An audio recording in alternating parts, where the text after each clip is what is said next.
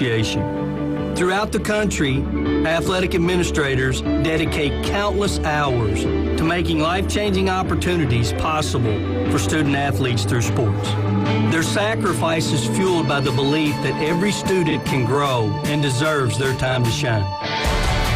On behalf of the NIAAA, we want to thank every athletic administrator for your tireless dedication to providing 7.8 million students across the country a path to a better future. This message presented by the NIAAA, the National Interscholastic Athletic Administrators Association. WPLQ Port St. Joe, WGSX, powered by Panama City Toyota. ESPN Northwest Florida. And now, the Gulf Coast's newest sports talk host. Hey, there's the new guy. Paul Wilson. That is not winning football. Paul is your pipeline to the heart of the action. The defense can only play this good for so long. Hot takes, big reactions, and your calls are incoming. This week, it's really going to be crucial. The Sports Blitz. They're playing championship football. The new Sports Blitz. You can say what you want. On 104.3 ESPN Northwest Florida.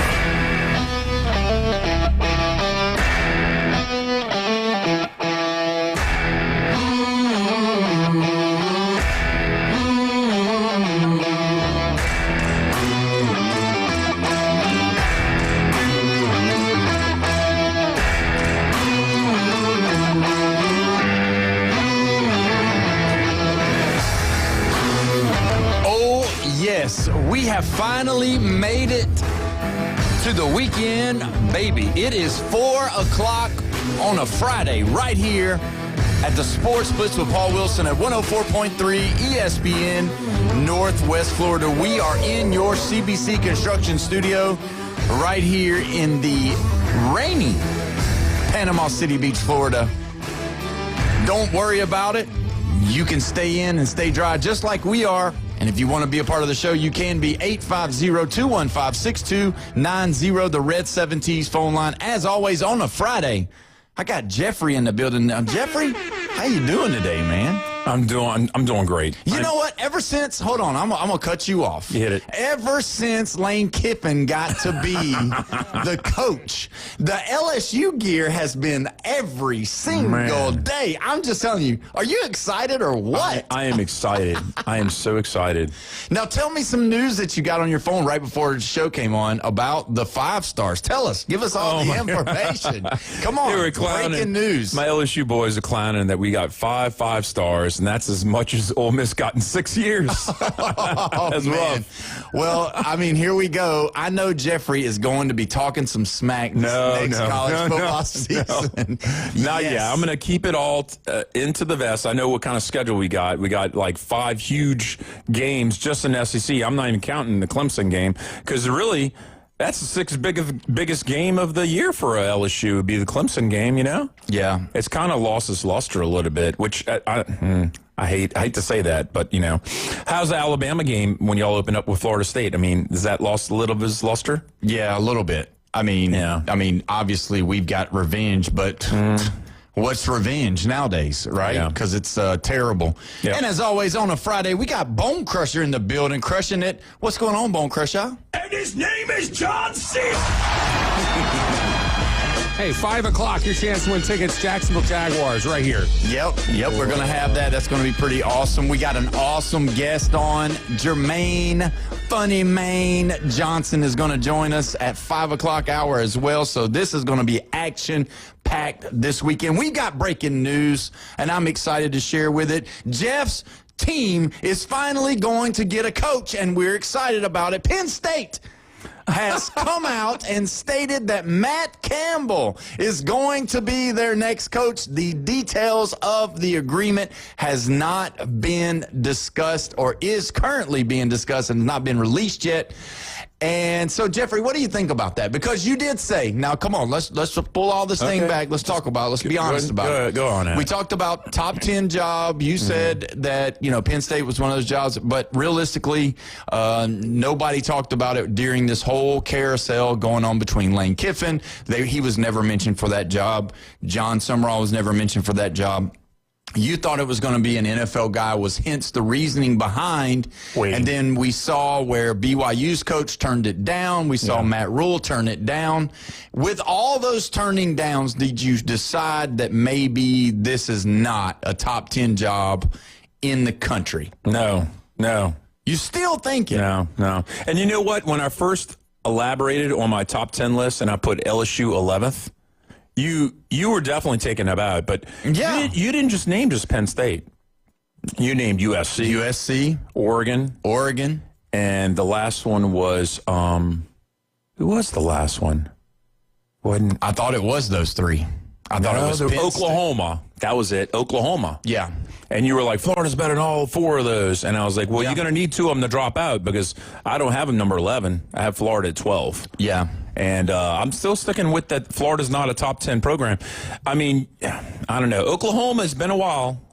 It's been a while, but guess who's back this year? Yeah, they're back. They're back, and they're back in the playoffs. And Florida's never been in the playoffs. So now, what are you saying about Oklahoma being a top 10 program again? I mean, they're up in there. They're getting there. Yeah. I don't think they're there yet, but they're getting there because, their brand took a hit for a little while, realistically. Well, they won the Big 12 so many times. Texas won it once in the last, 15 years? No, maybe 14 years. But, I mean, really, when you look at it, Baker Mayfield, Kyler Murray, Jalen Hurts. Yeah. And that's it, right? Yeah, but they going to the playoffs every year when they had the 14 playoff. They were constant there, Oklahoma was. It just seemed like the job, though, when they bought Brent Venables over, he was just a defensive coordinator. Oh, you hate him. You hate him because he's a winner because he won twice at Clemson. Right? No, I told you why I hated him. I hate him because he gets pulled back and he acts like he was the originator of that when Kirby was the originator of it. And he doesn't do it now. Why does he do it now? Yeah. If you get pulled by your belt back then, why can't you get pulled by your belt now? So you didn't convince me about Oklahoma or USC being out of the top 10. But Oregon, I looked up how much money they had because everybody talks about that Nike money, the Nike money. Yeah. And I totally look at it. I'm like, well, if they don't have that money and they have only been in the playoffs one time, maybe Oregon is not a top 10 program. And see, for me, it doesn't behoove me to put people in the top 10 based off of being in the playoff, really. And that's, I think, where me and you disagree on the whole issue because there's those teams that, just say, for example, say Alabama does not make the playoff, Kalen DeBoer leaves next year and goes to, the NFL, right? Mm-hmm. Yeah. And then Alabama goes into this 5-year slide where they don't win anything. They lose to everybody. They're middle of the road with the SEC. After that 5th year of being down, 5 years in a row, not making the playoff, not going to the SEC championship, not beating Auburn, not beating anybody, right? Yeah. Would you still call Alabama a top 10 job? Yes. Yeah, because of what fan base. Yeah, fan base and what they've done and who they are, and when they get the right guy, they're unstoppable. That whole thing, right? So that's the way I see Florida. You throw a Steve Spurrier in there like that. You throw an Urban Meyer in like that. Those type of deals. Now, saying John Summerall, and I don't want to hurt anybody's feelings, all right, because we're probably going to have John Summerall on the air, actually. Him coming from, Kentucky and then going Troy, and then Tulane. That's not high profile. I know a lot of people are happy, and then there's some that are sad, right? Yeah. Probably more happy than sad right now. Yeah. But that's not a big splash. That's not a big splash name. That wasn't huge. Yeah. And for me, it does knock that job down a little bit. But, even LSU's job's huge job, top 10 for sure. And, Kiffin took it. Now, let me ask you this question. Had LSU not come into the ballpark, Do you think he would have went to Florida? No. See, I do. I think Really? he was going to Florida. No. They had the meetings, and they talked about it. They were just trying to figure it out. They couldn't get it figured out. And then when LSU jumped in, it just added to the inability to close the deal. I believe Strickland could have closed the deal with Kiffin, but he just couldn't close it. I think he could have got, but you had other people that didn't want to fool with this whole Lane circus that was going on. And even now, there's a lot of Lane circus going on. And I don't know, I don't want to dive too deep into it because it is a little bit, you don't know if it's rumor based off of fact, but there's a lot of stuff going on right now in the background of the Lane Kiffin. And you don't know if it's just because Ole Miss fans are bitter or they're upset or whatever, and I would like to hear what an Ole Miss fan thinks. I would like to hear what a LSU fan thinks about all that. I would like to hear what Florida Gator fans feel about that. You can call in. You can text in on the Red 17's phone line, 850-215-6290 to talk about it, because I think that's, it's just like, let's talk about it as far as it's being like a relationship. You're with a girl and you date her, and then she breaks up with you, or you break up with her, or y'all break up or whatever. And then when you're around your boys, you talk all kinds of smack around them about her. And then, or she talks smack about you, and it's just like, we just didn't get along, or it didn't work out. Why can't we just be friends? And it's like, well, we can't be friends because I don't like you, because I got to make myself look better than you. And I feel like that's what the deal is with Ole Miss and Lane Kiffin. It's like, well, you left us for her, know. Well, look at Tennessee after that 1 year. Right. That got horribly bad. Yeah. So, and we've talked about that, and it's like, well, what you don't really know what to believe. Like, are these people making this up? Is this really Lane Kiffin's text messages going out talking about this or that with this one and that one? You don't really know. Because you obviously want a clean slate. You want your football program to do well, and you don't want to be distracted by all that. But then you got all of this distraction with everything that's been involved with Lane Kiffin. Well, the Gator fans, they can't be, I don't know. They try and act like they're happy right now, but really deep down, they've been talking for 2 months. When they lost to Miami, it was like September 20th. Yeah. It was a long time ago. Seems like a different football season. Yeah, and then they beat Texas, and then we're like, oh, well, and then they lost to A&M, and then they beat Mississippi State. And that's sad that how bad is it that Mississippi State is in a situation where they can get beat, and the team that beat them fires their coach? Yeah. And here's another one to think about. From an Alabama fan, you have some rivals, right? Mm-hmm. Let's say Auburn fires their coach. Let's say LSU fires their coach, and Ole Miss loses their coach. You have three rivals, in essence, three of your rivals don't have the same coach right now. But Mississippi State has another losing year, and they're still holding on to their coach. Yeah. Is that like hugging like futility and not being successful? I think they see how he's changed the program from what it was, and I think but they're still losing. But they're closer. That's the key. There's no standard there, man. There's no standard. I hate to knock on it, but if you look at these other schools, LSU's 7-5. Yeah, but you didn't want necessarily Brian Kelly to be fired. You didn't think 7-5 was a detriment to fire him. I personally thought we were going 8-4. I really did. But you were okay with Brian Kelly staying at 7-5.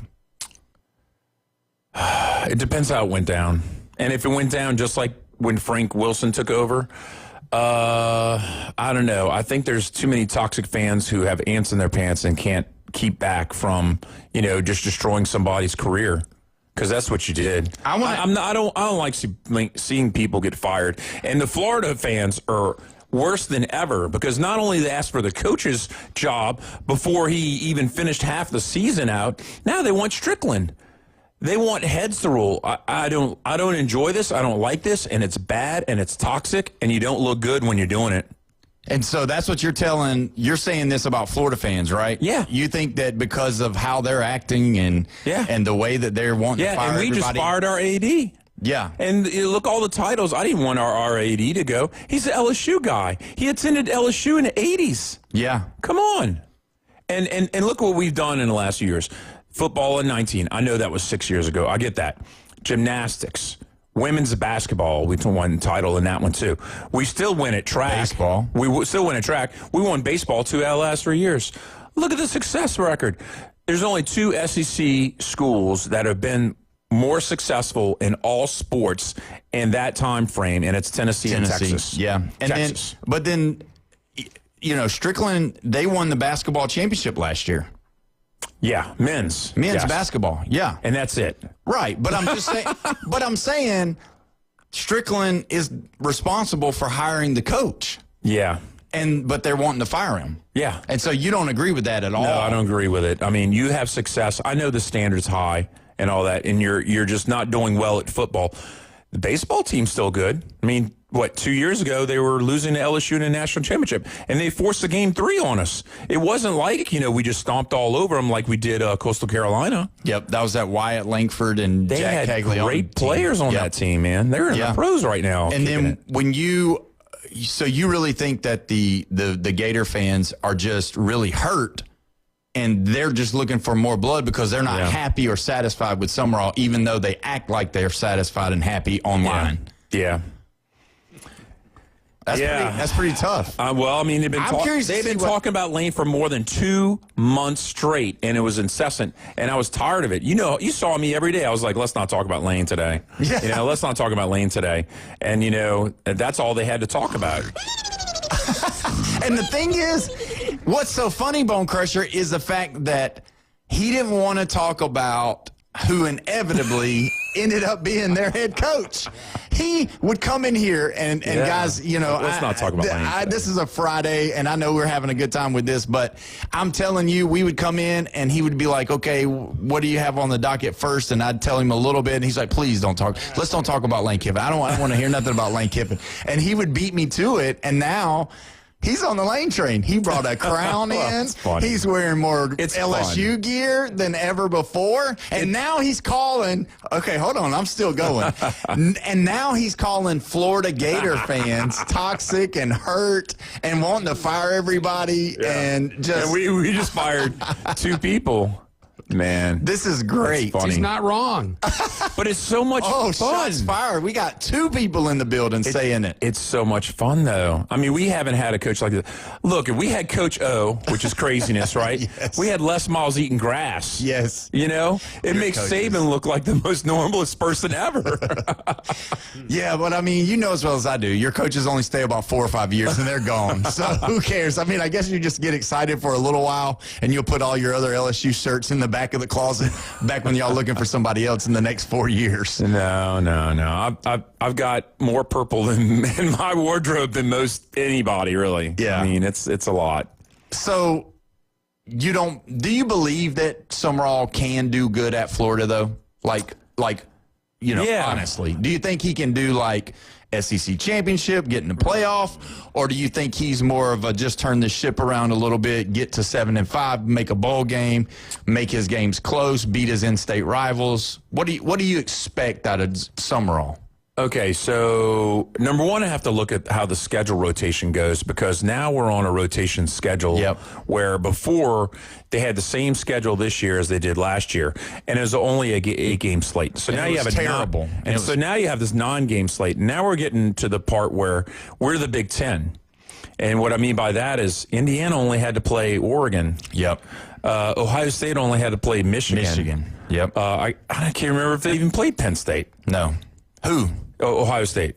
Yes, they did. They did? Okay, so they played Penn State in a down year. Yeah. So really, I mean, you could have a Florida team that just goes and just plays Georgia, because that's a rival, right? Mm-hmm. And maybe like a Texas or Oklahoma or something like that.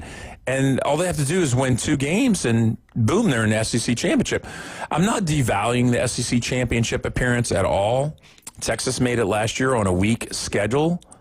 But, sometimes it's just a scenario that you're sitting in, and LSU has a tough year next year, and our 3 main rivals, we could beat them any year. Arkansas, Texas A&M's in a good year this year, I get it, and Ole Miss. You know? That's pretty weak, though, when you look at it. It's not bottom 3 of all the SEC teams. It's close. But it's probably right after that. I think we're below average on the strength of our rivals. And y'all have what? Auburn, Tennessee, and Mississippi State. Yeah. That's about mid also. I mean, that's mid. Depending on if Auburn can get back, but Tennessee has been good. I mean, they made playoffs last year. Yeah, 8-4 this year.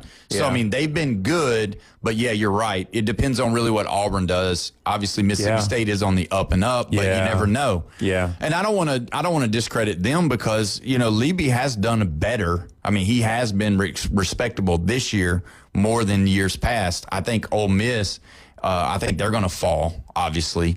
But, it is what it is on that. I mean, Auburn's got the tougher schedule out of the group. They're going to be the one. Yeah, there's some that have it tougher than others, that's for sure.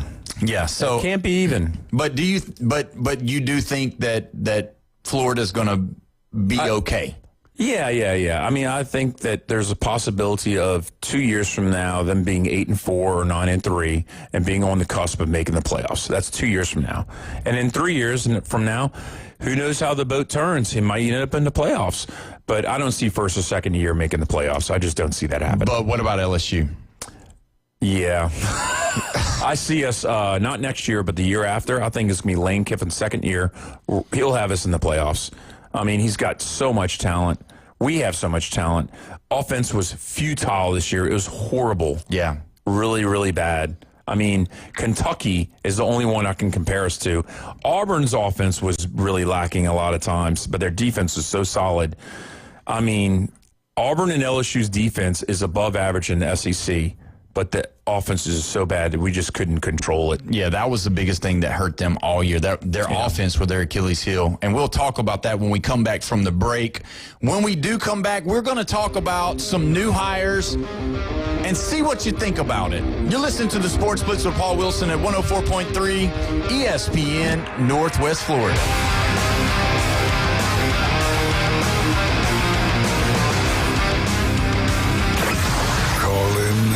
This is Touchstone Service. The Red 70s studio line is open. Demonstrate how to make a call with your dial telephone. 850-215-6290. ESPN Northwest Florida with a quick programming update. Listen to win tickets to the Jacksonville Jaguars. Coming up today at 5 on the Sports Blitz with Paul Wilson. When you hear the cue to call, be caller 10 at 850-215-6290 to experience the Jaguars crush the New York Jets December 14th in Jacksonville. Your chance to win coming up at 5 on 104.3 ESPN Northwest Florida. Good afternoon. This is Joanna with your latest forecast on ESPN Northwest Florida. The remainder of the day, lightly sprinkling and a temperature of 69 with wind 5 to 10 miles per hour out of the north. A mixture of clouds and very light showers tonight, a light breeze and warm near 55. Overcast in the morning, but otherwise very light rain and 59 tomorrow. 67 and moderate rain Sunday. This is your Friday's weather sponsored by Mid-South Lumber, the best little lumber yard in Panama City. Thank you for keeping that dial at ESPN Northwest Florida. Rely on it. It's the end of the year and the perfect time to unwrap big savings on a brand new 2025 Kia from Bill Bird Kia. Ready for adventure? Well, drive into the holidays in an award-winning Kia SUV line like the Soul, Seltos, Sportage, Sorento, or the bold Telluride. If you want luxury and performance, slide into the sleek 2025 Kia K4 or K5 sedan, always designed to thrill. And going electric this year, spark inspiration with the all-electric 2025 EV6 long-range, fast-charging, and electrifying style. At Bill Bird Kia, you'll get comfort, safety, and technology, all wrapped into one perfect package. And don't forget, we're the original home of the 20-year, 200,000-mile warranty. Stop by and see us at 2435 East 15th Street in Panama City or online anytime at BillBirdKiaPanamaCity.com.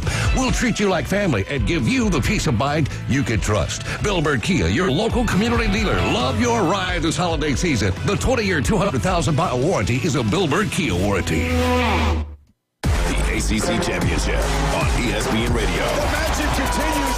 10-2 and ranked 17th in the nation. Virginia faces 7-5 Duke. With a win, Virginia is heading to the playoff. If Duke wins, Here comes the chaos. 3 at the 20. He's into the end zone. Touchdown. Number 17, Virginia, Duke.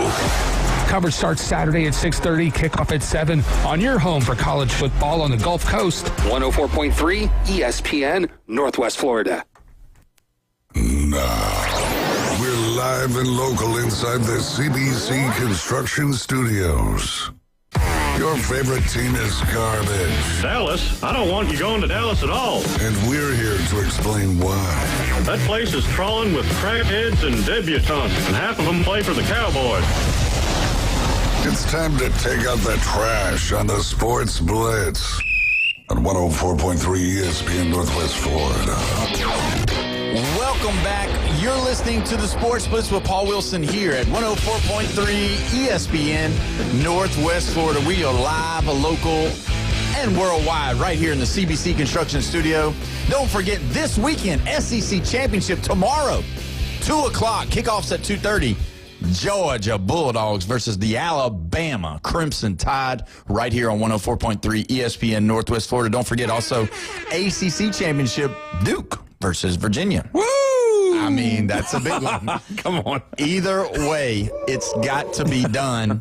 And also, don't forget, kickoffs noon on Sunday. Jaguars versus the Colts. 1 versus 2 should be a good one down in Jacksonville. We started the show, and you saw probably a twinkle in my eye, and you just thought it was LSU, but no. It's Jermaine Johnson. Oh, yes. Yes. He's so funny. He is funny. He's hilarious. When I told you that I had contacted him and we started talking, I had no doubt. You said, book him. Book him. Book him. I did. Right. And I'm not saying, I mean, look, I love me some Matt Mitchell. I don't know if you're all familiar with Matt Mitchell. I'm a big fan of his. Yeah. But this guy, yeah. And awesome. I don't think you understand. I really love comedy. Yeah. And this guy makes me laugh. And, I'm all about laughing. Yeah, I'll say some crazy stuff. I don't care. Yeah, you make me laugh. You know what I laugh most about is the fact that Bone Crusher, whenever he was looking at me and he said the second year of Lane Kiffin's tenure, we're going to go to the playoff, his eyes started flashing. I thought I saw stars, like a glimmer in his eye. You know what it was? It was the fact that he was so disgusted that Florida was actually going to get Lane Kiffin and that his LSU Tigers was going to get left out of this, that he just was trying to just push it down. And when it come out that he was going to LSU, I wonder. I don't want to see it. I don't know. But there's no telling what you did. You probably danced all around your house with your LSU flag and all that stuff, I'm sure. Well, the problem with it is that, I actually wasn't that excited like you say I was.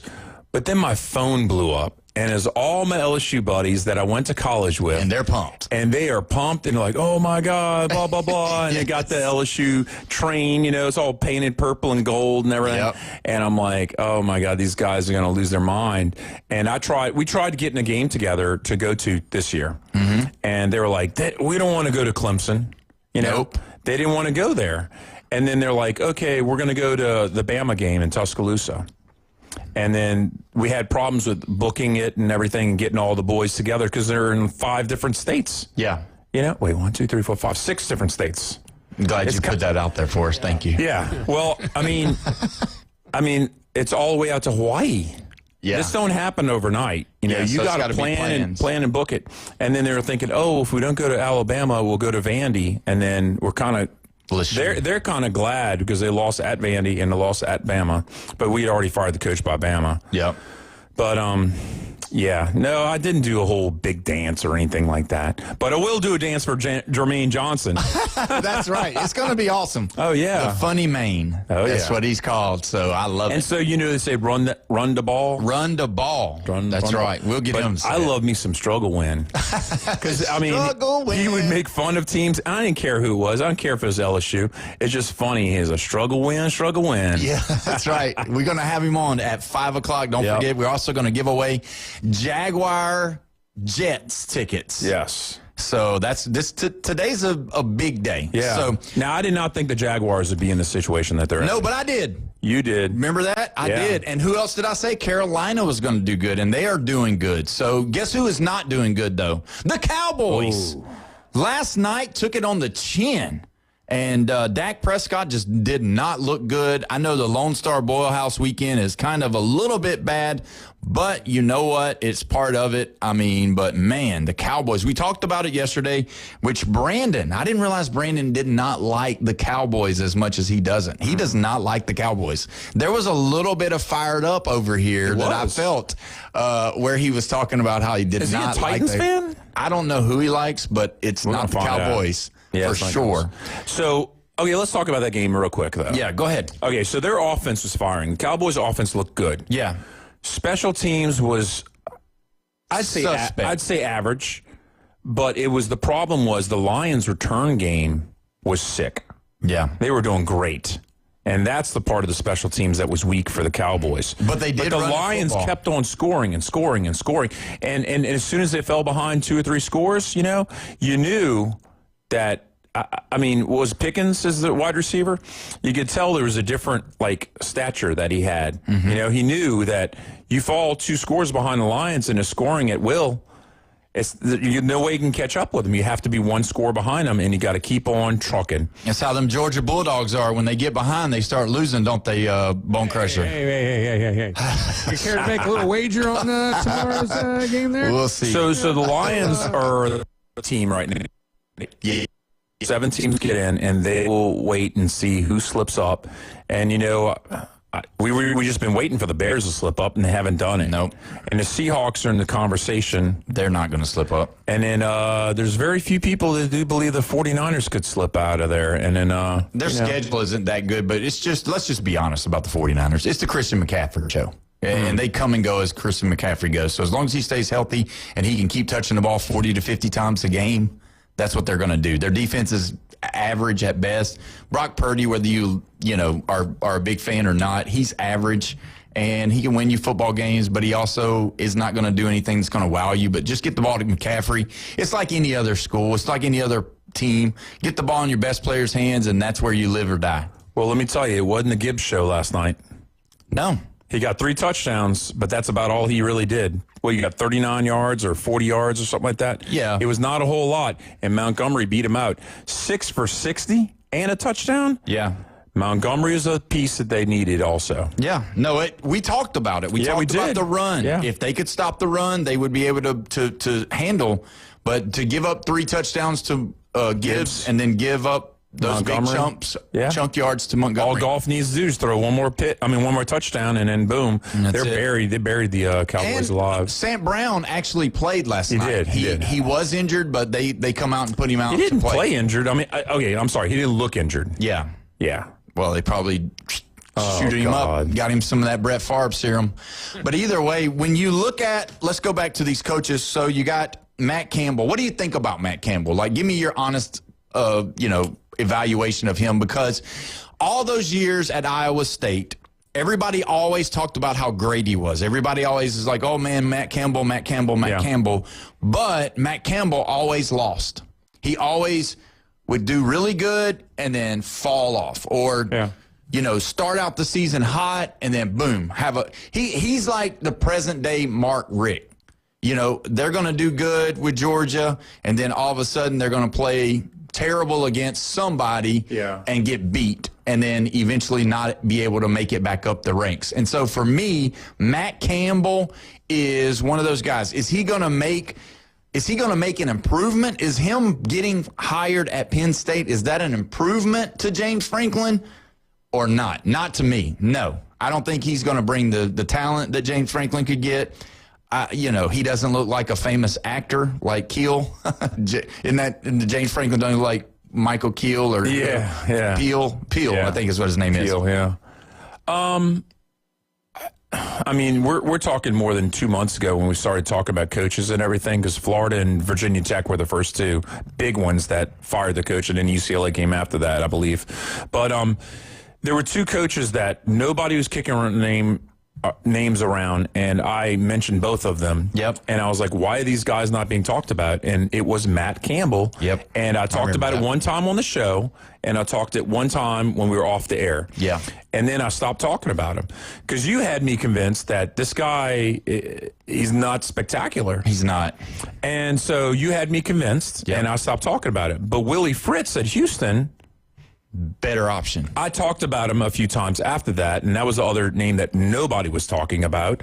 And then, he's not going anywhere, and they dropped the game. They dropped a couple of games in November, and so they dropped from 1 loss down to 9-3. But, Matt Campbell, I think if he has some type of connections and all that in the Midwest, like Iowa and Illinois, he could get some big boys on that line again. No. I'm telling you, Penn State could be the third best team in the Big Ten again. Absolutely not. I mean, are you considering Indiana still going to keep their run? I don't know.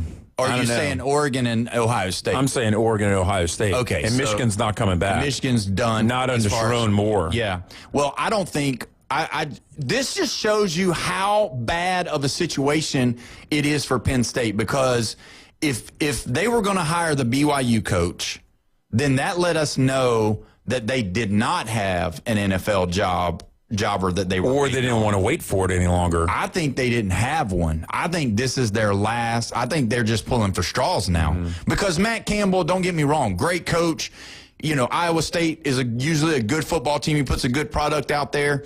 But I think Penn State just grabbed who they could grab, and they just went, you know what I mean? Like, Matt Campbell, here we go. Let's offer it to him. All they had to do is beat Arizona State in the Big 12 championship last year, and they would have been in the playoffs. Yeah, true. But they couldn't, because they don't ever. I mean, they get to the conference championship and they lose. Yeah, and they always beat a Baylor in the regular season and they lose to Kansas. And what was the biggest thing about James Franklin that everybody talked about? Not winning a big one. And now you're going to bring a poor man's James Franklin to Penn State to back him up. There you go, Matt Campbell, everybody. Right? Great hire. Yeah, you know what I mean. I'm not knocking it. I think they won't be in the playoffs next year, but I don't know. We'll have to do a wait and see. I think with his resources at Iowa State, because if you talk to Iowa people, that state is split down the middle, and the Hawkeye fans will definitely tell you that the Cyclones are not the number one program in the state. But the Cyclone fans, they believe that they are equal to the Hawkeyes. You can only get so much in Iowa State because you don't have speed. You have big guys along the line. You need some speed. They've had some good running backs over the years, and they're going to have to do that again and maybe get some wide receivers from out of state because the speed is not in Iowa. Well, the thing is that the one thing that James Franklin could do is he could recruit. Yeah. So it's going to be curious to see if Matt Campbell can follow suit because, like you said, Penn State's got enough money. They got enough alumni. They got the boosters. They got all of the stuff to make themselves. And the name. Will they be able to spend the money and get those people up there to play for Matt Campbell? And then can he coach X's and O's? Another name that has come out, Billy Napier. Oh, yeah. James Madison University. I mean, so what do you think about that? Billy Napier going to be in the playoffs next year? Playoffs? Okay, let me ask you a question, and I'm going to remain unbiased because my daughter went to Louisiana Lafayette. Is James Madison a better school than Louisiana Lafayette for football? Now they are, yes. Yeah, they are. Yeah, I'll agree with that. That tells you what just happened now. He's upgraded from what he was at 4 or 5 years ago. Yeah. Right? Yeah. So now you think, I mean, because if the coach that was there, now he's gone. Now Billy Napier's coming in. It wasn't never the fact that Billy couldn't get kids to come. It wasn't that Billy Napier didn't know what he was doing. It's the fact that the Florida job seemingly was just too big for him. Yeah. So now he's in the honey hole of what he's got. Can he win the conference? Can he get himself ranked? And then can he get in the playoff? And then, until some other school comes in and says, hey, we want to try Billy Napier again. And then Billy Napier will leave them and do exactly what he did from Louisiana Lafayette. Well, it's funny because all the Power 5, well, Power 4 now, Power 4 conferences abandoned divisions. Yeah. Guess what the Sun Belt didn't do? They still have divisions. Yeah. Well, so so if one team steps up, like Appalachian State, because Coastal Carolina is down right now, or Old Dominion or Marshall comes back somehow, or Georgia Southern, they've got a situation where they've got to get through somebody to get to the conference championship. And I think that the relentlessness at Florida with playing a Miami, a Florida State, and then an 8-game conference schedule was relentless, where at least at James Madison, you can pick on a Georgia State or an Arkansas State or a South Alabama, or I don't even know who else really you could really pick on. I mean, I don't know either. You make me. I'm about to fall asleep talking about Sunbelt. Well, it's not relentless like the Florida schedule. The Florida schedule was second hardest in the nation. Yeah, Oklahoma, then Florida. Where's James Madison on strength of schedule? Like 70th? Yeah, probably so. It's not relentless. So that's really what you got. Then you got Tosh Lupio, which used to be Alabama's defensive coordinator. Went to Cleveland to be the defensive coordinator for Freddie Kitchens for the Browns. He's now the head football coach at Cal. Oh, okay. So he got Cal Berkeley? Yeah. Oh, okay, so he's at Cal. Yeah. But all of these guys, when you rank them all, let me ask you this. So obviously Kiffin, A, right? A plus higher. A minus. Okay. And then you look at, let's throw out Ole Miss. What is Pete Golden? Whoa. C. Yeah. I'm going to say D. I think Ole Miss is going to fall apart. Oh my God. I'm going to make this statement. This is going to be a statement that you're going to laugh at, right? Uh-huh. Go ahead and mark it down. Let's write this down. Let's see if this quote see if it is ages well, okay? Uh-huh. Mark it down. Next year's Egg Bowl will be won by Mississippi State. That's goodness. Right. I said it. That's right. I just said it. Ole Miss is going to lose to Mississippi State next year in the Egg Bowl. So there you go. So either way, boom. How you like that? I think there's only one other statement you could make that'd be more shocking, and that would be Shane Beamer wins and makes to a big bowl, I don't know, next year. I mean, because really, that's pretty shocking. Yeah, they're going to do it. Jeff Levy is going to beat Pete Golden in the Egg Bowl next year. Watch. Here it comes. Oh. Yeah. So, but either way, that's the way I feel. So, what do you do with John Summerall? What do you think? A, B, C, D? What do you do? B minus. B minus. So that, B minus, that's passing. That's good. It's not as good as Auburn's catch, because Auburn caught one. So you think Auburn's coach is A plus? Just A, just a regular A. So it's better than Lane Kiffin. Yeah. It's the number one pick, And, I'm going to backtrack a little bit because I sounded almost excited about Jim Moore Jr. going to Colorado State. I'm going to have to back off that a little bit because I looked at that UConn schedule and what they did. I told you. They were playing a bunch of suspects. He did not do good at UCLA. You know what I mean? Yeah, he did not. But Chip Kelly didn't either. Yeah.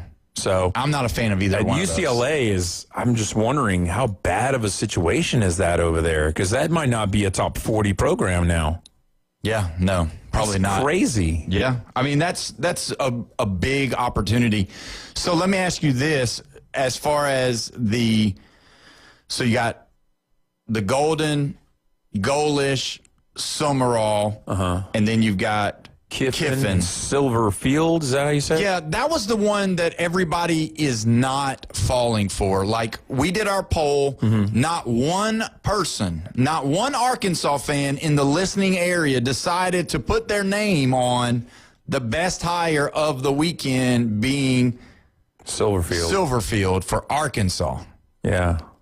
Do you think, is he going to catch lightning in a bottle? No. And they've gotten coaches from SMU. They've been all over the place with Arkansas hires. And, I don't know. Arkansas is still in the bottom tier. We've got some messages on Facebook that there's some fans that believe that, hey, Florida got an A plus job, that getting Summerall was great. And then we've got people saying that Florida was a B like you. LSU an A, Auburn a B plus. A lot of people like it. Ole Miss is a C. Some people say that Ole Miss is a C. So Pete Golding, C. I think so. I think these jobs are going to be, to be determined. What I think is going to be very huge for these guys is, I'll tell you what, we got to take a break. When we come back, I want to discuss what the importance of these guys being successful at their jobs. You're listening to the Sports Blitz with Paul Wilson at 104.3 ESPN, Northwest Florida.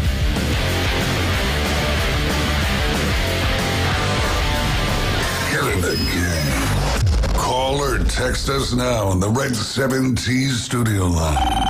850-215-6290. Your home for the NFL. ESPN Northwest Florida. The 8-4 Indianapolis Colts visit the 8-4 Jaguars this Sunday in Jacksonville with the AFC South lead on the line. Touchdown! Both teams are tied atop the division, making this Week 14 matchup one of the most crucial games of the week. Coverage starts at 11, kickoff at noon, right here on your home for the Jacksonville Jaguars. 104.3 ESPN, Northwest Florida.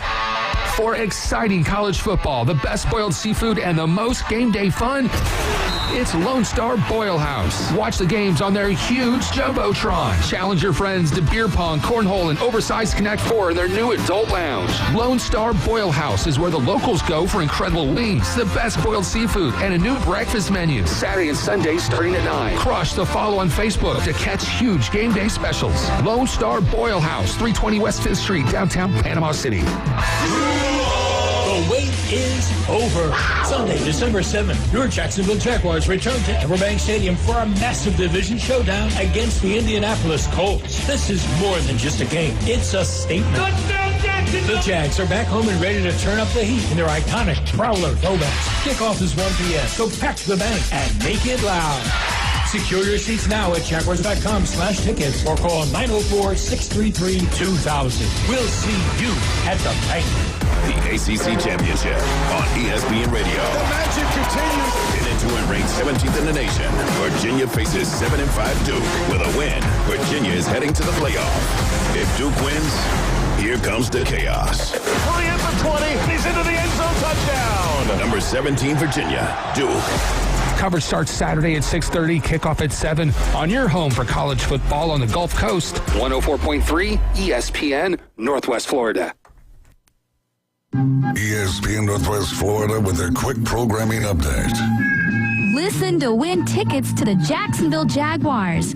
Coming up today at 5 on the Sports Blitz with Paul Wilson. When you hear the cue to call, beat caller 10 at 850-215-6290 to experience the Jaguars crush the New York Jets December 14th in Jacksonville. Your chance to win coming up at 5 on 104.3 ESPN, Northwest Florida. You found us inside the CBC Construction Studios. 104.3 ESPN Northwest Florida airs the biggest games of the week from the SEC, ACC, and beyond.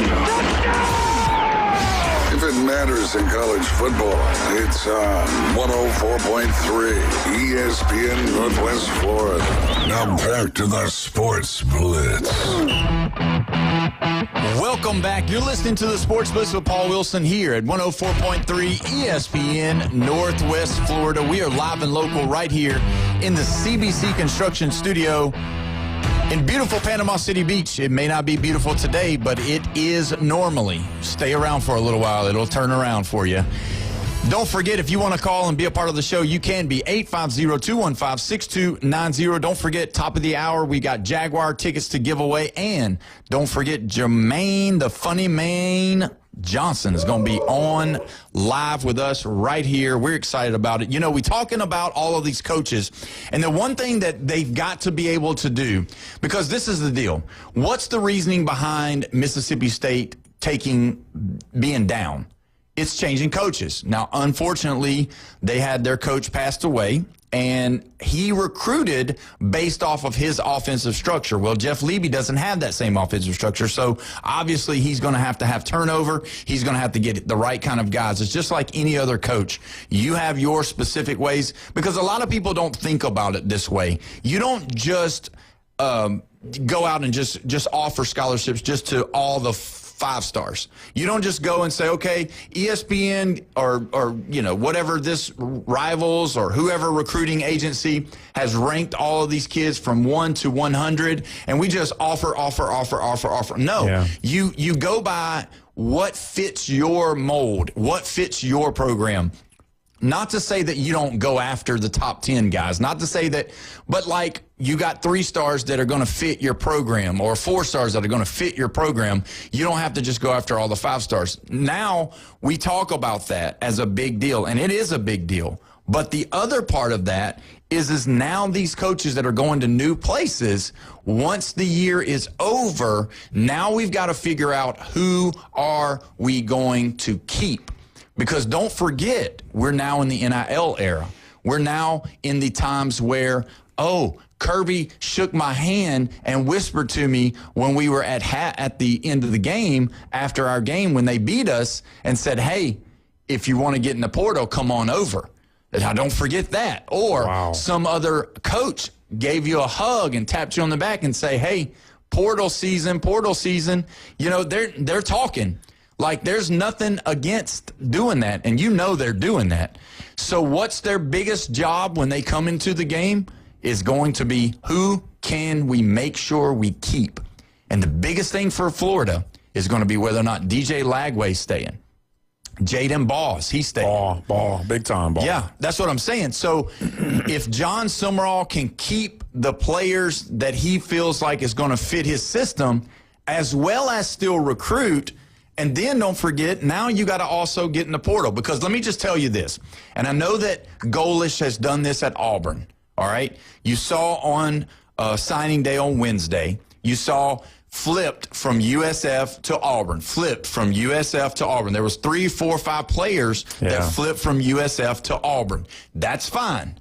But are those players going to be able to play big boy football in the SEC? Yeah. And that's where you've got to be an evaluator of talent and be able to know whether or not this person is going to be able to still fit. Because you know how it works, man. You're at USF or you're at Tulane or you're at one of these other schools, JMU, and you look at this kid and say, man, he's going to fit in just perfectly. But then you look at him playing at Auburn against LSU, Georgia, Alabama. He might not make it. He might not be the guy. So I'm sure there was some hard conversations that had to be had with some of the recruits to be like, hey, coach, you wanted me at USF. Am I good enough to come to Auburn? And he might say, I'm sorry, but no. You know what I mean? Because that's going to have to happen. You got to have those hard conversations. So that's my point about the coaches. They're going to have to be able to keep the players, because this whole thing now is totally different. It's not the same anymore. You don't just year in, year out have the number 1 recruiting class. You got to keep those 5 stars that you got last year, or those 4 stars, or those guys that really played above themselves and they were worth $100,000 last year, but now they played themselves into being worth $600,000. And you got LSU, you got Alabama, you got Georgia knocking on the door saying, hey, we'll give you $700,000 to come on over here and let's go win a championship. Yeah. So, I mean, that's the problem now. So now John Summerall, Alex Golish, Satterfield, Pete Golden, all these guys now you're playing big boy football. Now you got to compete with Kirby. Now you got to compete with Kiffin. Now you got to compete with Venerables. Now you got to compete with DeBoer. You got to compete with all of these people because they're all wanting your 5 stars. They're all wanting your kids that played really well. And that's going to be how you are able to keep success and be successful being a new coach in the SEC. Yeah. So you have to have a gift of gab. Yeah, and have to be. You have to be persuasive. You got to be a persuasive person. Yes. They got to buy into your system. Yeah. They got to buy into what you're selling. You got to be a salesman for your program. Yeah. You got to be able to tell them what you're building here without even showing them a product. But when you show up to, let's say, a high school recruit's house or, high school or whatever, and you're talking to somebody and then you create that personal bond with somebody, because we had Adam from Mosley sitting right here, and he talked about it wasn't just that Mississippi State recruited him first. They told him what he wanted to hear.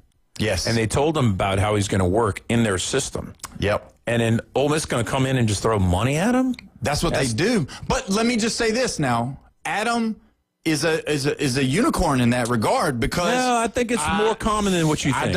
I don't. And the reason is because $100,000 compared to $400,000 is a totally different ballgame. That's a lot of money. And did you notice what he said? Yeah. He said they called me first, but who else did they call? They called his daddy. Oh, yeah. Why do you think they called his daddy? Because they thought his daddy was making decisions. But also, if I throw $100,000, but then I throw $400,000 at daddy, don't forget what Nick Saban said about Jimmy Sexton. He said, don't let Jimmy Sexton get around my wife, or I'm going to be coming back coaching. Oh, my God. And that's what I'm saying. Show me the money. I mean, that's what it's all about. So these guys have got to be very particular. Adam Land is a great human being. He is a mature young man. Yeah. And he was able to stay committed to that team. Yes. Whereas some people say, you know what, I'm sorry, but coach is giving me $100,000 more to come play at a place where there's nobody.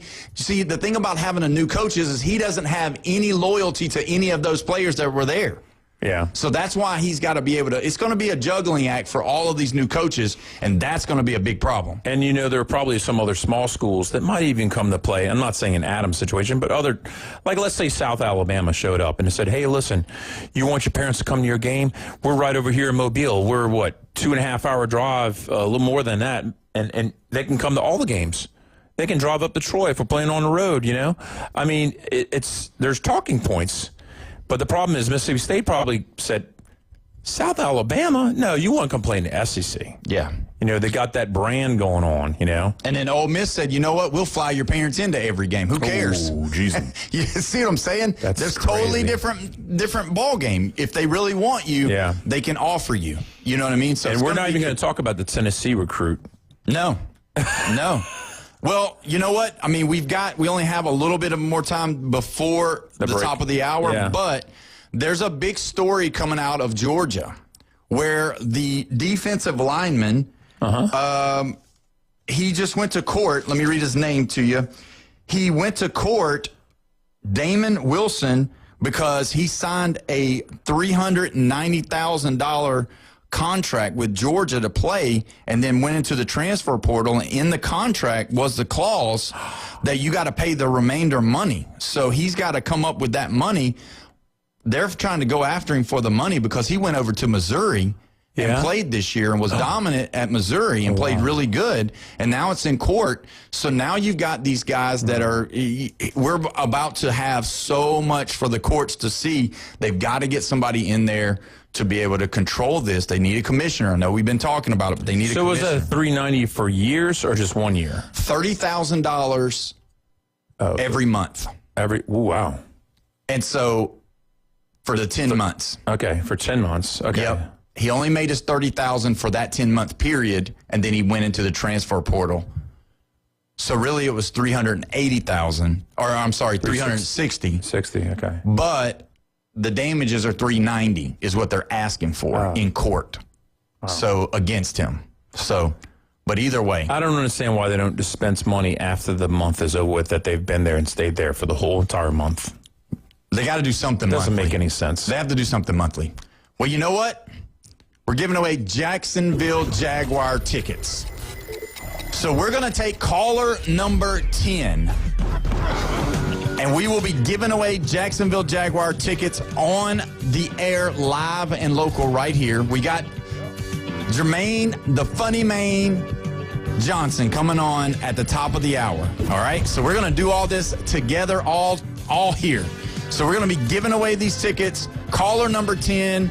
You can go ahead and start calling right now, right before we go on a break, because we're pumped up and ready to go, and we're ready to give you Jacksonville Jaguars versus the Jets for 2 weeks, not this Sunday, but next Sunday.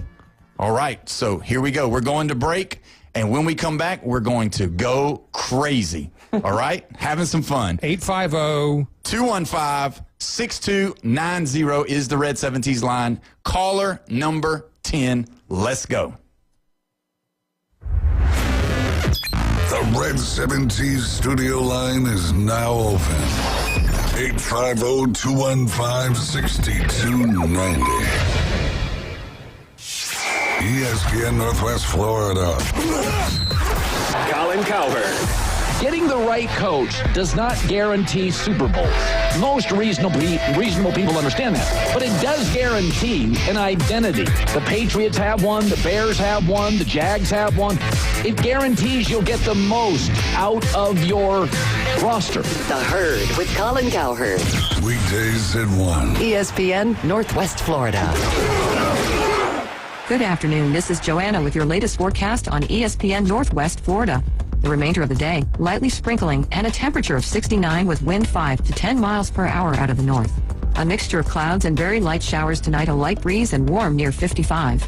Overcast in the morning, but otherwise very light rain and 59 tomorrow. 67 and moderate rain Sunday. This is your Friday's weather sponsored by Mid-South Lumber, the best little lumber yard in Panama City. Thank you for keeping that dial at ESPN Northwest Florida. Rely on it. PCB Hobby, the beach's premier hobby store for sports cards, comics, coins, and trading card games. PCB Hobby carries the largest selection of boxes and packs from the latest releases of brands like Topps, Panini, Leaf, and more. Looking for a specific player or team? PCB Hobby has a wide assortment of raw and graded cards. They carry parallel rookie, game used, and autographed cards in both modern and vintage. Have a collection you want to sell? We buy, sell, and trade. PCB Hobby on Back Beach Road, just east of Florida Linen. Call 850-320-8388. Hewitt Tire and Auto has been in business in Panama City forever. Locals taking care of locals. From the smallest to the largest vehicles, they do it all. But don't take my word for it. Listen to the experts. Hewitt Tire and Auto, your certified AAA service center and hometown towing. Visit them online at HewittTire.com. On Airport Road in Panama City. 850-769-320. Hewitt Tire and Auto Center and hometown towing. GSX Lynn W Field, Fort St. John. Powered by Panama City Toyota, ESPN Northwest Florida. The ACC Championship on ESPN Radio. The magic continues.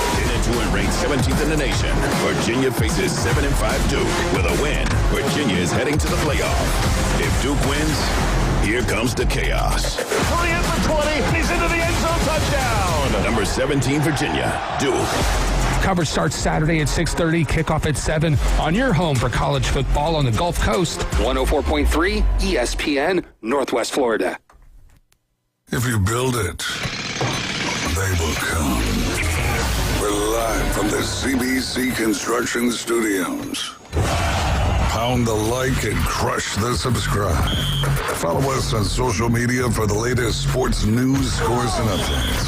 Keeping you in the game. The new Sports Blitz on 104.3 ESPN Northwest Florida.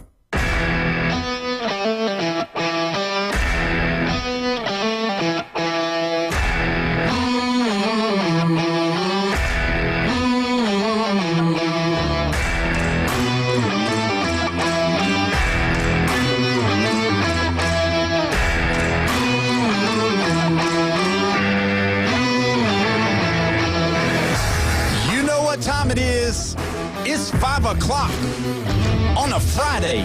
You're listening to the Sports Blitz with Paul Wilson here at 104.3 ESPN Northwest Florida. We're so glad that you've joined us today.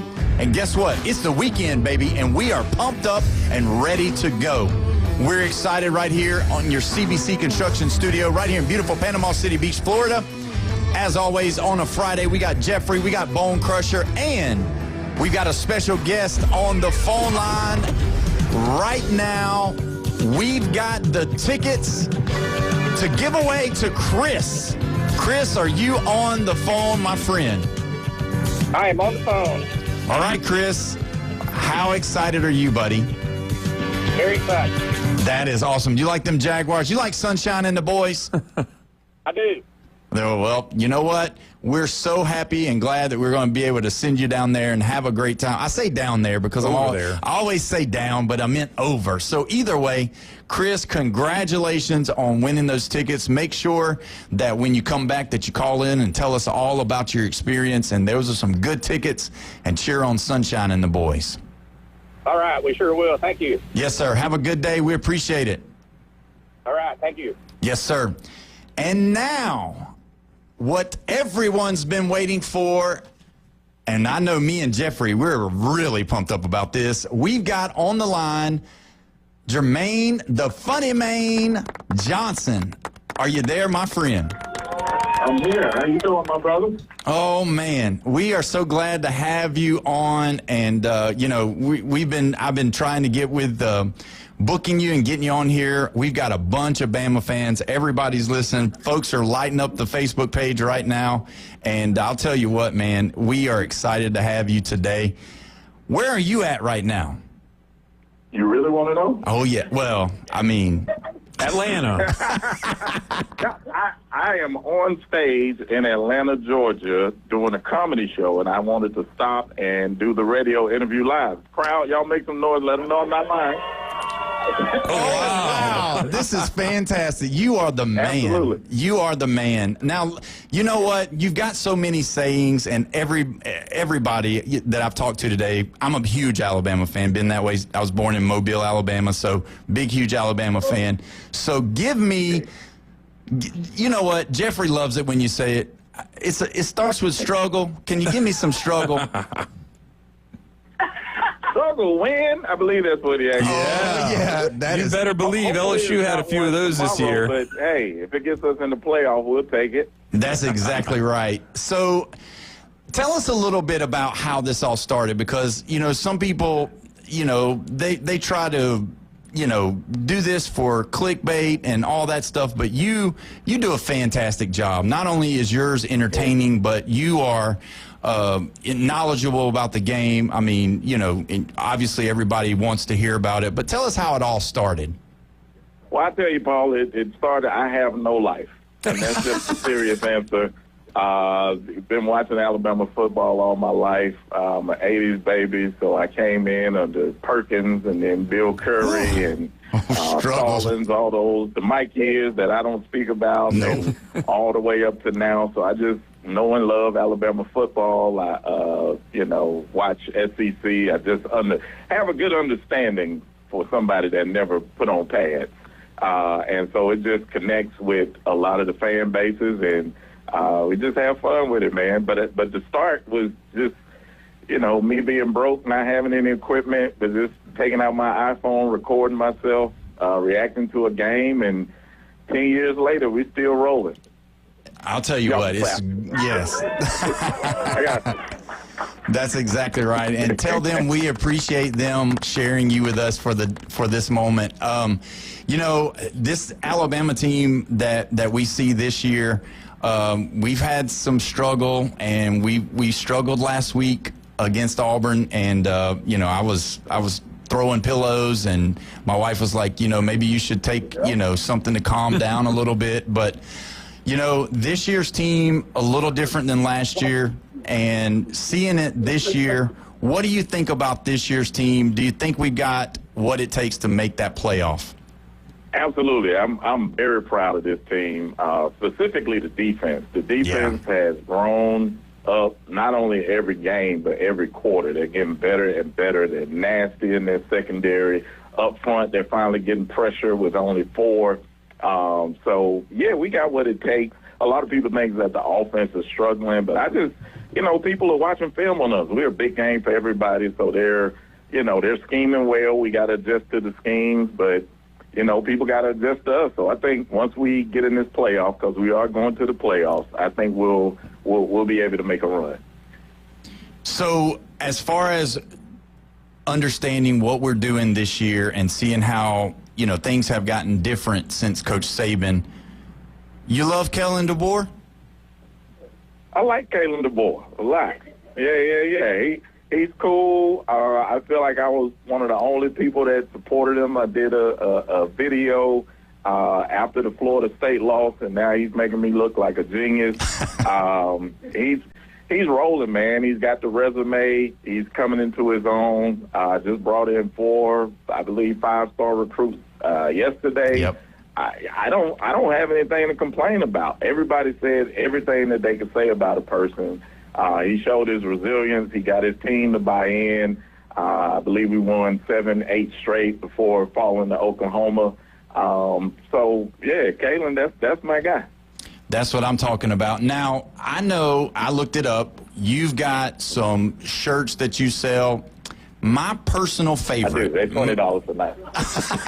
My personal favorite. So here in Panama City Beach, Florida, we have a lot of Florida fans. And there's some Tennessee fans here. And then we do have some Clemson people every blue moon. So there's one thing about all of those fans that come together that I just cannot stand, and that's the color orange. So you've got a shirt that says something about orange, right? Yeah. I do hate orange. Unless Home Depot wants to do a deal, then, that shirt will go away.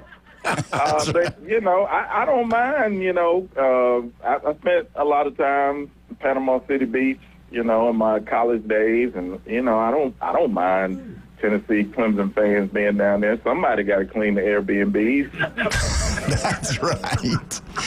Ain't going to be us. That's great. So let me ask you this. What is going on with your schedule? What do you have? So obviously you're in Atlanta right now at the club there. Tell us what you got coming up and what's going on. Just coming up, man. I'm going to hang with these good folks for another hour or so. Tomorrow, decide where we're going to watch the game. And then, during the week, man, I work in Memphis for the school system. We got some great, great kids in the city of Memphis. They're doing so many amazing things, so I want to just keep telling their stories during the week. And then on the weekend, it's Roll Tide. People, try to stop me at work all the time, trash talking about their teams in Tennessee. But Bama and the board are handling it, making me proud at work. So that's basically it, man. Just helping not only the Memphis, Shelby County schools, but also my hometown, Birmingham, a lot of urban school districts. Yeah, we connect with them and just, helping to tell their stories better, because these kids, I'm a city school student from Birmingham City Schools, and I understand that, people sometimes get it misconstrued and they say the wrong things about it. So I'm very passionate about telling the real stories about these creative, loving kids that are coming from these urban school districts. That's wonderful, and that's a great deal to be able to do. I know I got two people in here crying, man. I really did it without.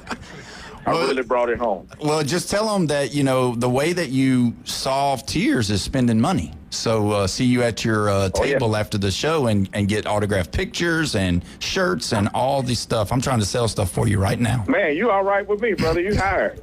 That's right. Jeffrey, you got some? Look, this is LSU Jeff, and I grew up in New Orleans. And let me tell you something. There's so much talent in the inner cities. It's unbelievable. Right now, they used to have this Catholic League. They used to have this Catholic League in New Orleans, and it was nothing but mostly majority white Catholic schools, right? And they're all playing each other. And they let the public schools in, and guess what started happening? What was that? Well, the public schools are beating up on Catholic schools, and now they're begging them for them to leave their league. And let me tell you something. I appreciate you as an LSU fan. I think you're hilarious. Keep on doing great jobs. But, in New Orleans, we're all about one thing. We love food. When you leave Memphis, and I know Memphis got great barbecue, where do you like to eat when you leave Memphis? Man, there's so many places back home in Birmingham. I got a list of places that I love to go to. I don't want to start naming them because I'll forget somebody, but we're an underrated food city, man. We got it going on in Birmingham. But on Monday, you ain't eating a damn thing because everybody be closed. I don't know why, but that's our thing, So let me ask you. Burners off on Monday. That's right. Let me ask you this. Give me your top 5 of your favorite Alabama players, and I want to see if mine and yours kind of, come together. Obviously, I'm older than you, so but are you? I'm getting up there, brother. I know I don't look it. I mean, if you check us out on the Facebook page, you'll say otherwise. But either way, give me your top 5. Top 5 Bama players all time: David Palmer, Eric Thomas, Julio Jones, Joe Namath, and new school. Derrick Henry. Nah. I love Derrick, but Reuben Foster. Those my 5. man. Yeah. Wow. And I think I know all of them personally. That's why I had to name them. Besides DT, yeah. Yeah, exactly. Well, Ruben, you better name Ruben. He can get you. I'm saying he can still get you. That's my guy. That's my guy for sure. Well, we don't want to hold you much longer. We just wanted to, have you on, and we appreciate you. And so give us your prediction for tomorrow's game, and then tell us where you think Alabama will land in the playoff as far as what seed that they will have. All right. Now, as a rule, I don't predict the Bama game because I believe it's bad luck. I'm not superstitious. I'm a little stitious. But here's what I'll say. I've been saying this all year long, and it's been proven right. 27 is the magic number. The first team that can get to 27, I think, will walk away with a win out of the Georgia Dome, or Bryant-Denny East, as we like to call it. So 27 is the magic number, and I think either way, I think both of these teams will end up in the playoff. And if we have to play for a third time, I would not be a happy man. Me either. I just want to see something different. None against the Bulldogs or anything, but I think myself and the rest of the country, we would just want to see something different. Yeah, I agree with that 100%. You know what? We still got a little bit more time. Why don't you give us one? You got a joke you want to tell online? We're okay. I mean, we do have kids listening, so I mean, I believe you keep it good. Yeah, that's what I say. Not on the radio. But I mean, do you have one you want to give us? I'll text it to you. Okay. The problem is I'm in front of people that paid to get in, and then it wouldn't be fair to give the show away. Are we free. part of the show? Yeah, we're part of the show. He's on stage now. They can hear y'all. This is the show. This is the show. Wow. That's right. And y'all giving me an idea. Y'all giving me an idea, man, that I might have to, do something like this again in the future. Maybe like a live show, just talk some football. That sounds wonderful. Yeah. And we would be interested in partnering with you on that. So just let us know when we can do that. So let me just tell you this. Lie. When I got the email that said Paul from ESPN. The other Paul. The one with hair, I think. For now. Well, let me tell you this. We appreciate you, and we definitely want to stay connected with you, and we also want all the people that are listening to, when they come down to Panama City Beach, Florida, tune in to listen to us right here at 104.3 ESPN Radio, and we appreciate it all. And give us your information as far as like your website, where people that are listening right now and are on our Facebook and YouTube and ESPN Northwest Florida app can find all of your gear, all of your stuff that you have for sale, and your dates where you're going to be talking. Well, first off, I don't know if this is really a Panama City Beach crowd in here. This looks more like a 30A crowd. Whoa! Here. Wow. Yeah. But y'all can go to funnymain.com. It's got links to all my shows, all of my social media. Everything is at funnymain.com.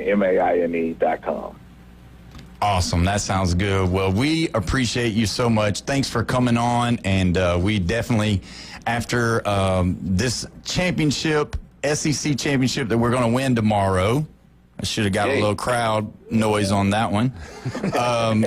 When we win that one tomorrow, we'll catch back up with you maybe a week or so and try to see where we are on the poll and see where we get the bracket game. So that'd be really cool to touch base with you and see how it goes.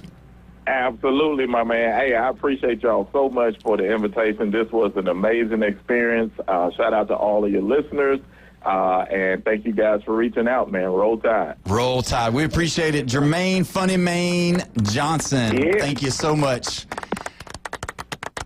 When we talk about fantastic, I mean, that was really cool. And that was the coolest thing about it is he did his show while we were on the radio. So we were in Atlanta with him at that moment. How wild is that? He didn't tell us. I was part of the show. You were in Atlanta. I was going to ask him to give me some digits. Some of them girls sounded pretty nice. Oh, my gosh. He likes that hot Atlanta. It's not that kind of show, Bone Crusher. But either way. It's a dating show for him. Oh, my gosh. Let me tell you, if he was out there tomorrow, like tailgating and all that, I bet you they'd be screaming their heads off. And you know what? Comedy, you don't have to be a Bama fan. No. You can be a Georgia Bulldog. You can be LSU Tiger. Hopefully not an Auburn Tiger. That's right. But, comedy is a universal language, and it's great. Oh, yeah. That was wonderful. We're going to go ahead and take our next break, and when we come back, we're going to talk about some more and what's going to happen this weekend with the conference championships. You're listening to the Sports Blitz with Paul Wilson at 104.3 ESPN, Northwest Florida.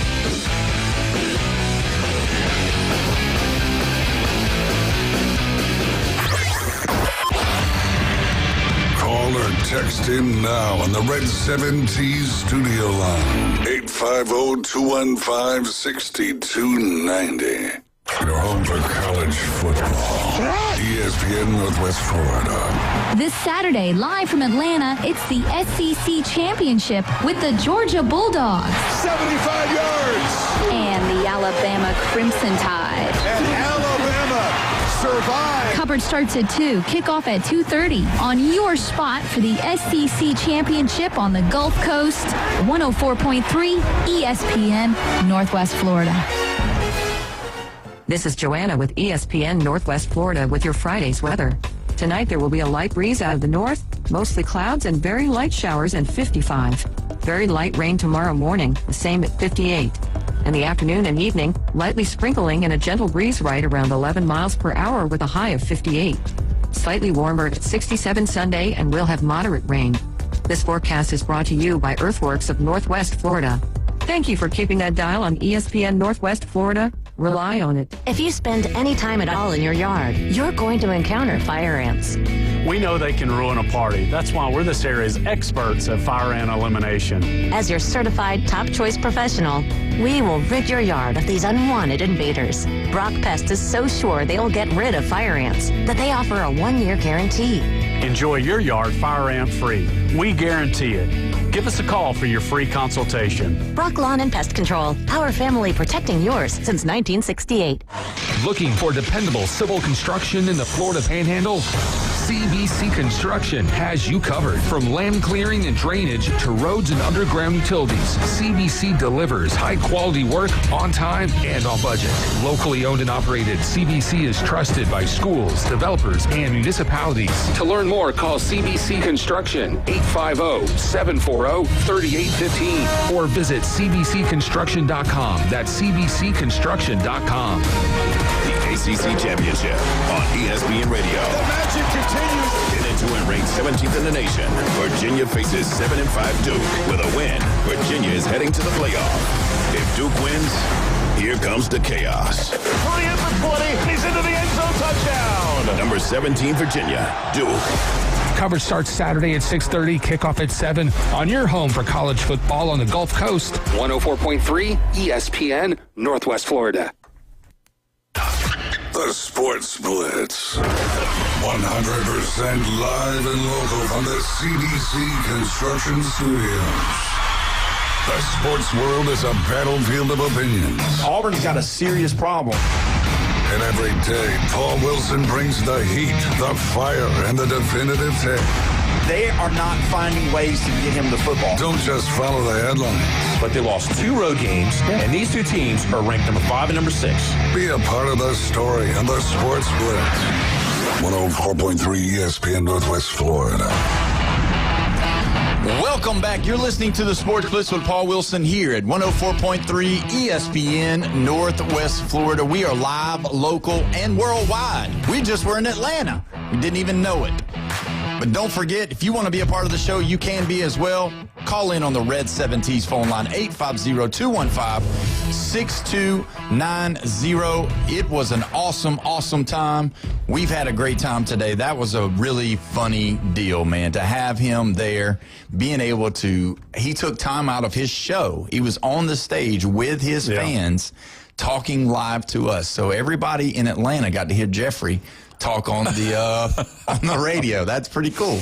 So either way, we got to talk about a lot of these games. But before we do, I don't know if you saw this or not. Breaking right before we got on the air, Tommy Castellanos has asked for another year of eligibility. Yeah, I saw that earlier. And it was denied. So he's going to have denied. Oh, the decision came in. Yeah, he was denied, and now Mike Norvell had announced that it was denied, so they did it that way. And then after that, they went ahead, and now he's going to have to take legal action against the NCAA if he wants to further it. So, I mean, he would have to almost like it's an appeal. So either way. Well, that was already appeal, right? Yeah, it was already appeal. So it looks like Tommy Castellanos. But my question is, Florida State fans, I don't know where you are because you haven't been around lately just because of all the mess that's going on with the program and your disgust with keeping Mike Norvell. Do you really want Tommy Castellanos? Because I wouldn't. Honestly, I would say give me somebody else. I mean, they've tried it with him, and it didn't work out so well. Yeah, I mean, 16 on the Gators, that's not even average. Come on. And he said that was his best game so far this year. So there you go. So is he content? I mean, now he's been there, and they've gone 5-7. He likes that $800,000 that they paid him. $800,000 to lose. I'm trying to remember the cupcake other than East Texas A&M. Yeah, there was some cupcakes. But either way, we're going to go to the Red 70s phone line. We got Chris on the phone line. Chris, are you there, my friend? Yes, sir. How y'all doing? We're doing fantastic. How are you today, Chris? Doing good. Hey, Alabama was that first cupcake, Jeff. Oh. Shots fired. Shots fired. Man, it's a great Friday. I'm heading home. It's going to be some great college football. But I just want to derail y'all for a second because, Jeff, did you grow up in Louisiana, or were you all over the place? I forget. No. I grew up in Metairie, and suburbs of New Orleans, but my mom's she's a coon house from down the bayou, you know, so they talk like this on down the bayou. So Coach O actually grew up right near where my mom grew up. Coach O is actually Jeff's dad. He just don't want to say it. Don't look like him, hopefully. I'm sure Coach O is a lot of people's dads, and they don't know it. What? What about Lane Kiffin? Oh, gosh. No. But, hey, so, and Paul, you're from Mobile, so this question's perfect. And Bone Crusher, you feel free to chime in on this, too. But are y'all familiar with the Versus web series on Apple? No. Okay, all right. So about a month ago in Vegas, they had No Limit versus Cash Money. So Jeff, I'm giving you the first. Who do you pick? Who's your pick there? Oh shoot, Cash Money for the 2000. Yeah, I'll go with Cash Money. No, give me No Limit. No Limit soldier over there. That's right. Yes, thank you. All right, Bone Crusher, who you going with? I don't know. Cash Money. All right. Hey, they like the national brand, man. I figured you're from Louisiana. You'd love that Master P right there, man. Now, Master P, I really think that he's vastly underrated and not played enough in today's society. I think actually Juvenile's been kind of buried a little bit. And Lil Wayne's the only one that's really had the longevity coming out of New Orleans. And I think it's a shame because I think Juvie and Master P are both great artists. And believe it or not, Juvenile went into a restaurant that I know of in Louisiana, and he's a bad tipper. There you go. Hey, then you got to go with Master P on that one. Yeah. That's exactly But right. Baby, and you know how they were doing the big timers, Get Your Roll On and everything?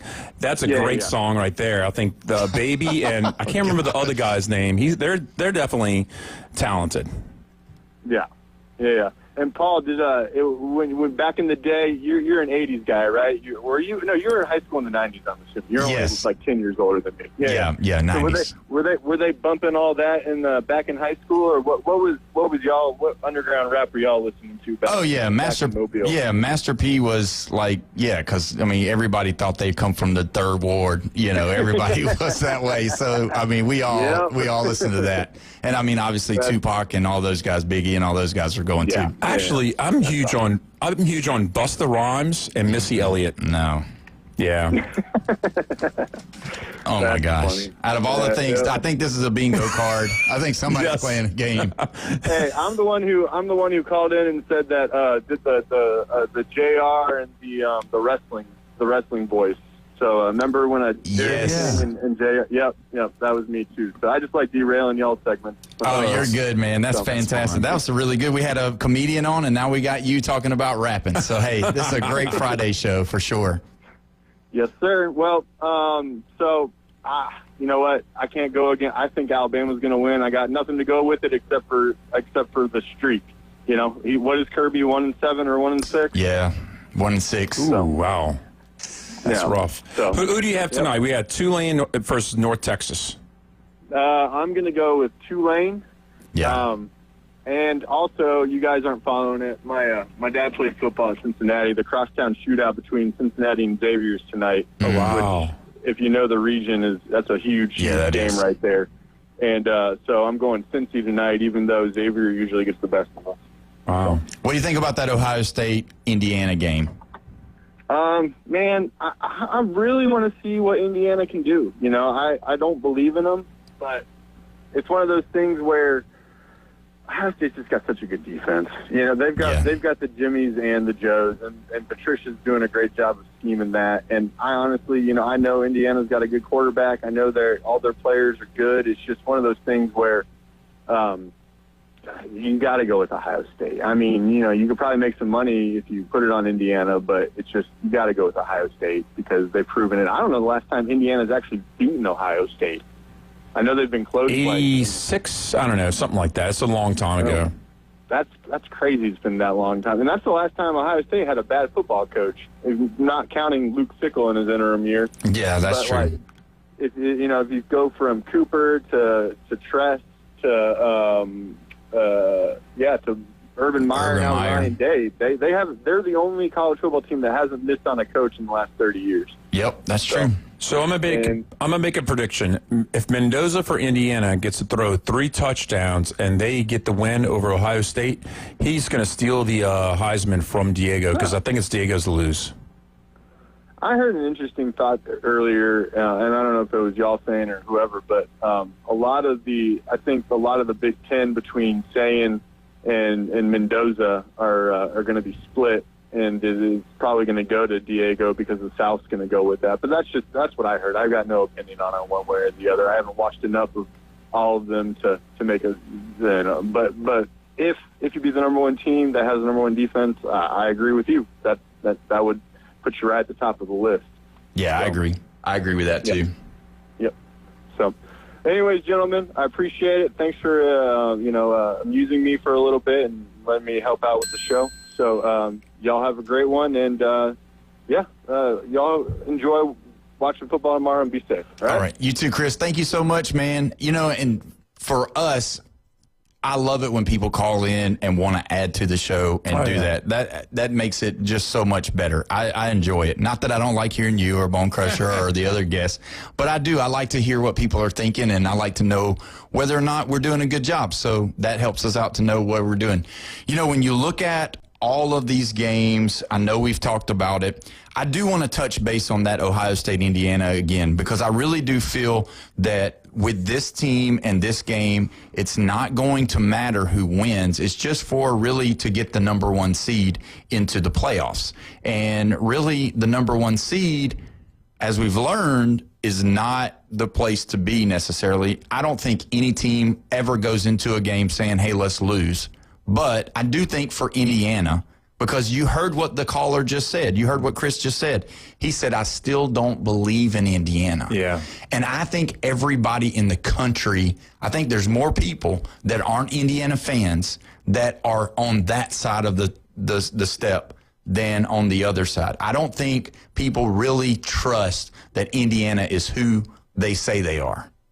I think this is one of those rare times. I know everybody in the country uses us against the world, right? But I think this is one of those true instances where Indiana, it really is Indiana versus everybody because nobody thinks Indiana. What did you call them? A basketball school. I mean, until they beat Illinois like they did, nobody even really believed them.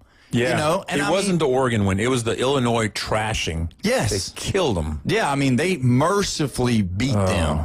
And so with that whole scenario, what do you think is a success for Indiana? Obviously winning, But what would be another success? You know, would it be 7 points, 10 points, 3 points? I mean, what's a success for Indiana in this game? Because everybody's already anointed Ohio State as the greatest football team in the country, and they're probably going to back-to-back and all this mess that they keep saying. But what is a success for Indiana? If you were an Indiana fan, obviously you want to win. But what would you still say is a success? Because if you can come within this amount of Ohio State. I think they got to get the ball rolling in that third quarter, and they got to score 23 or more points. So if they score 23 or more points, whether they win or lose, you're happy, and you say, okay, we're good. We're going to be just fine. If we can score 23 points against this defense, if we face them again in the playoff, we'll be just fine. See, that's the way I look at this game. This game does not really mean anything. You'll get a Big Ten championship ring. You'll get a banner. You'll get your name in lights. You'll get the #1 seed. All right, great. But what does everybody want? They want the world. They want the championship. They want to win the college football playoff. Mm-hmm. That's all they care about, everybody. So really, being able to score on this defense, find some things that work. That would be my deal, what I would take away from it. Find things that would work. And the #1 thing that I would want from this game is that we don't lose any of our stars. Oh, yeah, that's true, too. I hate to see him get injured like that. Yeah. It's a different team. Because this game doesn't mean anything, Jeff. Well, it means that it's sad to say this. I hate to forecast it like this, but the winner is the #1 seed, the loser is the 4 or 5 seed, and they could be meeting each other 3 weeks later. Yeah. And I hate for that to be this situation, but that's the situation we're in. Yeah. I mean, because, you know, and we've talked about this before. Are you would like to keep all of the teams on one side that play each other during the year, or would you be okay with a Georgia-Alabama championship like it was with Alabama and LSU? Okay, so it's not the scenario that Georgia and Alabama could meet each other in the national championship. It's just that I hate to see them in the first or second round playing each other. And I don't even like playing Alabama and Oklahoma playing in the first round of the playoffs. I don't even like that scenario. You know, you know, there's so many SEC teams in it. It's almost like you have to have. It's inevitable. Yeah, because Oklahoma, so Oklahoma playing Alabama, Ole Miss playing, I don't know, Notre Dame, Texas A&M's got to play somebody in the first round. We're riddled with so many SEC teams that somebody's got to play somebody again, or it could be somebody who didn't play in the regular season, like A&M didn't play Oklahoma, correct? Yeah. You know? Yeah, that could be.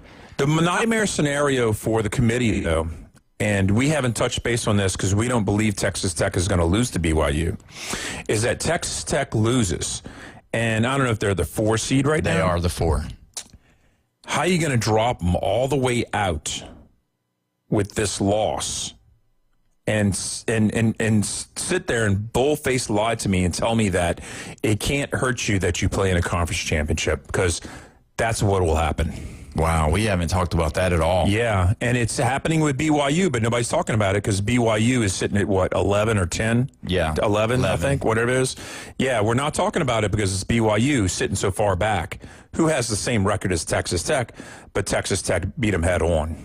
And so that really is the big time. We're not even talking about the ACC with Virginia and Duke or Miami or Vanderbilt or any of that stuff. Yeah. We're talking if BYU beats Texas Tech and gets revenge, but then the rule says BYU has automatic bid because they're ranked, right? And they would be ranked in the top 12.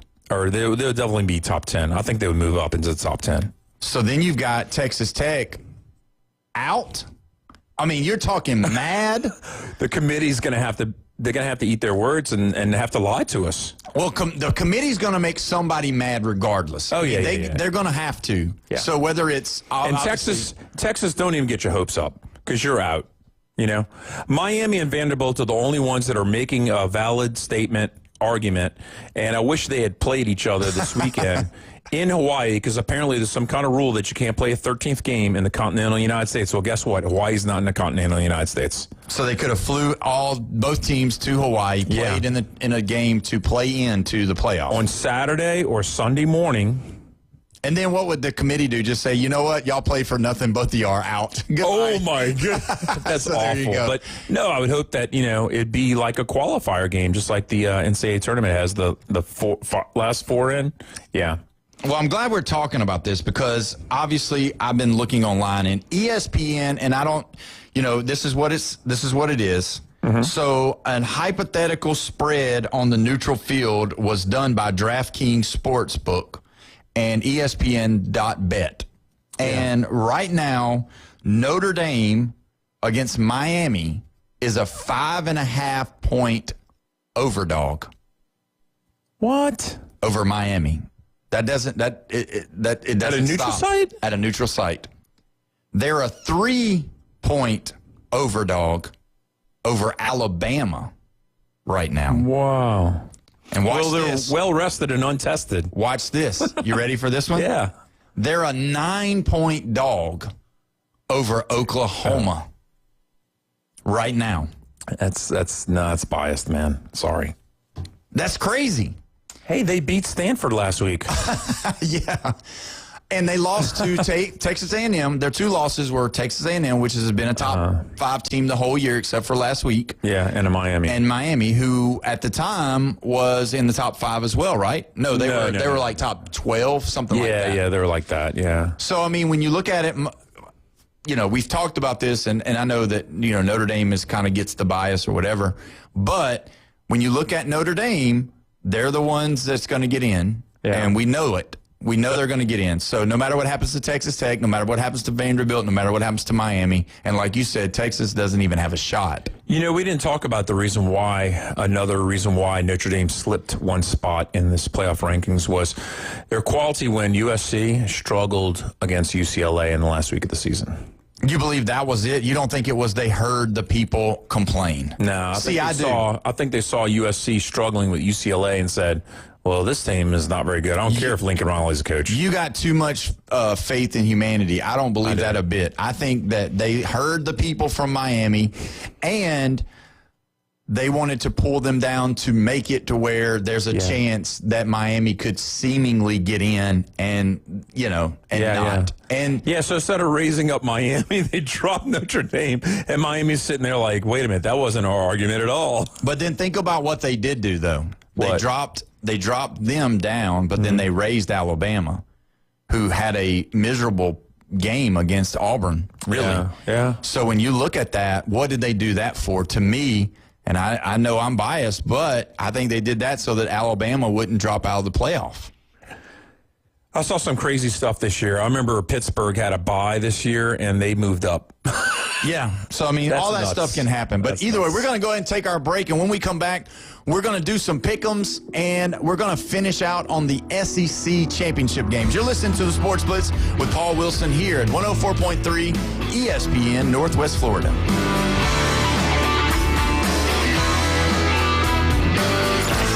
Reach out and smack someone.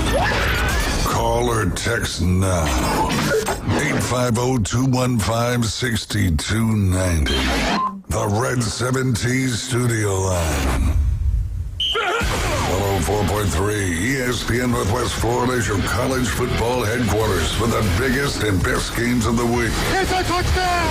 Huge rivalries and your favorite teams in the SEC, ACC, and beyond. It's a miracle! The Gators, Hurricanes, LSU, Georgia, Auburn, and Notre Dame play here. Unbelievable! The Gulf Coast headquarters for college football is 104.3 ESPN Northwest Florida. For exciting college football, the best boiled seafood, and the most game day fun, it's Lone Star Boil House. Watch the games on their huge Jumbotron. Challenge your friends to beer pong, cornhole, and oversized Connect 4 in their new adult lounge. Lone Star Boil House is where the locals go for incredible wings, the best boiled seafood, and a new breakfast menu. Saturday and Sunday starting at 9. Crush the follow on Facebook to catch huge game day specials. Lone Star Boil House, 320 West 5th Street, downtown Panama City. Full residential and commercial projects from start to finish, Wheelhouse is ready to help. From the moment you have the thought to build to the moment you step through the front door of your finished project, Wheelhouse Consulting and Engineering will walk you through all of your aspirations. Engineering, site plans, live architectural design, construction, 3D rendering, permits, and more. Wheelhouse Consulting and Engineering, 850-896-6597. That's 850-896-6597. And online at wheelhousedba.com. Hiller's here, you don't need to worry. If you're stuck without any heat, we'll be there in a hurry. Hiller's here to help you right away. We'll be there to fix you up, call the Happy Face Truck today. Yes, Hiller's here, so never fear, call the Happy Face Truck today. Hiller! Happy holidays from the Hiller family. Take advantage of our current specials and deals at happyhiller.com. ACC Championship on ESPN Radio. The magic continues. 10-2 and ranked 17th in the nation. Virginia faces 7-5 Duke. With a win, Virginia is heading to the playoff. If Duke wins, here comes the chaos. 3 at the 20. He's into the end zone, touchdown. Number 17, Virginia, Duke. Coverage starts Saturday at 6:30, kickoff at 7 on your home for college football on the Gulf Coast. 104.3 ESPN, Northwest Florida. Broadcasting from the CBC Construction Studios. And now the Gulf Coast's newest sports talk host, Paul Wilson. Fresh new start. Locally sourced, farm to radio. The Sports Blitz. We're starting fresh. 104.3 ESPN Northwest Florida. Welcome back. You're listening to the Sports Blitz with Paul Wilson here at 104.3 ESPN Northwest Florida. Don't forget, this weekend, the SEC Championship game, Georgia versus Alabama, starts right here at 2 o'clock. Kickoff is at 2:30. Then the nightcap ACC Championship kickoff is at 7 o'clock, Duke and Virginia. And then don't forget, Sunday at noon, the Jaguars versus the Colts, 1 versus 2. Sunshine and the boys going against Indiana Jones and Jonathan Taylor. You know, Jeffrey, I got a question for you. Not sure. I don't want you to cheat. Don't want you to look. But when has it been the last time since Alabama or Georgia was not in the SEC Championship? You said or. Yeah. So neither team. Neither team in the SEC Championship. When's the last time that happened? And then I want to know if you know who it is that was in the championship that year, too. I'm going to say it's, oh, shoot. No, Georgia was in that year. I think it's 2010. 2010 was Auburn and South Carolina. Yeah, but that's not the... But that wasn't the last time. That's not the last time. Well, I think LSU played Georgia in 11. Yes, you're right. Dang. And 12. 13. Auburn. They didn't play Florida. Didn't play Tennessee. Oh, goodness. Who'd they play? I don't remember who they played. It wasn't Florida. Maybe it was Florida. No, it wasn't Florida. It absolutely wasn't. Auburn played Tennessee in 2013. That's my guess. 2013 is the last time that Alabama or Georgia was not in. So yeah. But it was Auburn versus who? He said 2010, so he didn't get it right. So I didn't get it right. Yeah, he didn't get it right. He got Auburn right. Yes, but I didn't get the team that they played against was Missouri. Yes. Oh, my goodness. And Auburn beat Missouri 59-42. How forgettable Missouri. Well, the thing is check this out. 2013, Missouri played Auburn in the SEC Championship. 2014, Missouri came back and played Alabama. Wow. And lost both. Won the East. Yes. Okay. Missouri went 2013 and 2014 in the SEC Championship. So here's game. my interpretation. Missouri joined at the same time Texas A&M joined, and Texas A&M was on the heels of making the SEC Championship for the first time ever and couldn't make it this past week when they lost to the Longhorns. So Missouri's been there twice. Yes. And Texas has been there once, and A&M still has not been there. That is correct. That's not good. No. No. So, I mean, when you look at the last 12 years. Yeah. Riddled with Georgia and Alabama. Riddled with it, right? And LSU's been there, what you said, 12 years? Yeah. So LSU's been there twice, right? Mm-hmm. Florida's been there once. No, 3 times. Oh, 3 times. Wow. Mm-hmm. Okay. 2020, 2016, 2015. Let me just read this for you for just a second so you can understand how crazy this is. It's all red. It's a lot of red. Since 2014, there's only been 1 year that the winner of the SEC championship game hasn't been Alabama or Georgia. Since 2014. And that's 19 LSU. And that was the 19 LSU. Yeah. Yep. And they beat Georgia for that. So when you look at it, Alabama and Georgia has dominated. Oh, yeah. But, I mean, Georgia has been in there, but they've lost a lot because Alabama, in those since 2014, outside of Georgia winning 3 times and LSU winning once, Alabama's won all the rest. Yeah. So, sure. And then this year, obviously, Alabama, Georgia again. So is the 07 Alabama losing to Louisiana Monroe, is that their last cupcake loss? Yes. I think it is. Yeah. So they don't lose to nobodies. Right. But, everybody last year called the Alabama Vanderbilt loss a cupcake, but they wasn't. Well, they weren't because they're not found out who they were later and this year. So, yeah. And are they going to be legitimate for the rest of the years with Clark Lee? Yeah. So, okay. We got to do pick 'em. Yeah. I would love to talk about Clark Lee and other coaches that you were surprised that they stuck where they stuck because we were talking about that. We got plenty of time. So okay. So start that. Go ahead. Eli Drinkwitz is definitely top 4.